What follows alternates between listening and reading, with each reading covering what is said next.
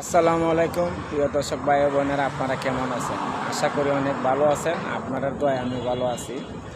দেখেন, আমার পাশনের দিকে দেখছেন বিশ্ব হাইরোড।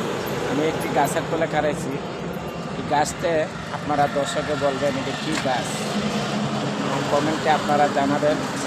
তবে আমার পাশনে দাঁড়াইল আছে এমবি মানিক ভাই, আপনার সাথে কিছু কথা বলবে।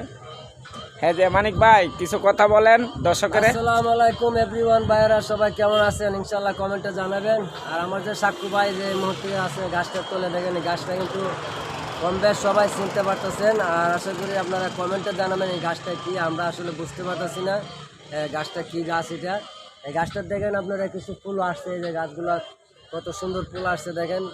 তবে আমি জানি গাছটা সবার কাজও লাগে ভাই, একবারে মৃত্যুর আগ পর্যন্ত কাজও লাগে। আপনারা বলবেন দয়া করে গাছটা কি গাছ হয়।